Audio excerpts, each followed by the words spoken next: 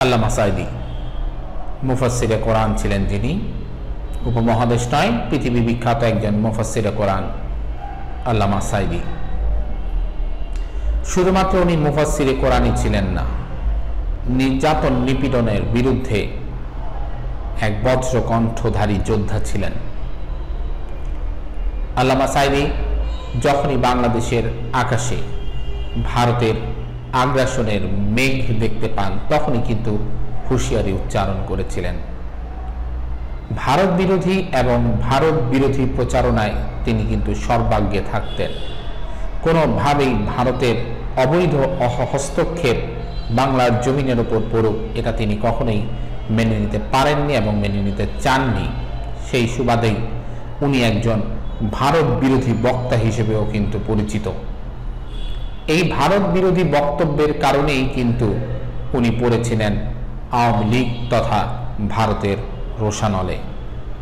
খুব ছোট্ট একটি মামলায়, সেটা হচ্ছে ধর্মীয় অনুভূতিতে আঘাত করা এক মামলায় তাকে অ্যারেস্ট করা হয়। তারপর আস্তে আস্তে বিভিন্ন মামলার প্যাচে ফেলে তাকে কিন্তু আর কারাগার থেকে জামিন দেওয়া হয়নি।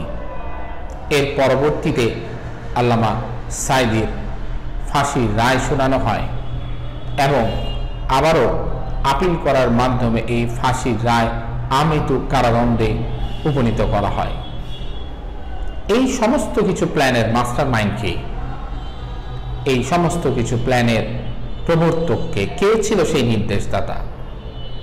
যে ছিল এই নির্দেশদাতা সে আর কেউ নয়, সে হচ্ছে স্বয়ং শেখ হাসিনা।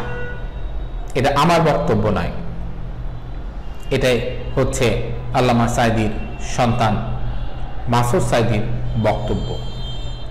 তিনি এই বক্তব্যটি দিয়েছেন কোথায় জানেন? জাতীয় প্রেস ক্লাবে। কখন এটা কি জানেন? তিনি এই বক্তব্য দিয়েছেন একটি বইয়ের প্রকাশনা অনুষ্ঠানে, উদ্বোধন অনুষ্ঠানে। বইটির নাম হচ্ছে আমার দেখা আল্লামা সাঈদী। তিনি এই প্রোগ্রামে এসে হাসিনাই যে তার বাবার হত্যাকারী, হাসিনাই যে তার বাবার এই হত্যার পিছনে এক মাস্টার মাইন্ডের পরিচালক, তিনি কিন্তু সেটা ব্যক্ত করেন। তিনি ব্যক্ত না করলেও সারা বাংলাদেশ জানে। শুধু সারা বাংলাদেশ নয়, এ বিশ্ব বরেণ্য মুফাসসিরে কোরআনের পিছনে, হত্যাকাণ্ডের পিছনে যারা জড়িত এই ব্যাপারে কিন্তু সমগ্র বিশ্বই কিন্তু খবর রাখে। একদিন বিচার হবে এই বাংলার মাটিতে তাদের, ইনশাআল্লাহ।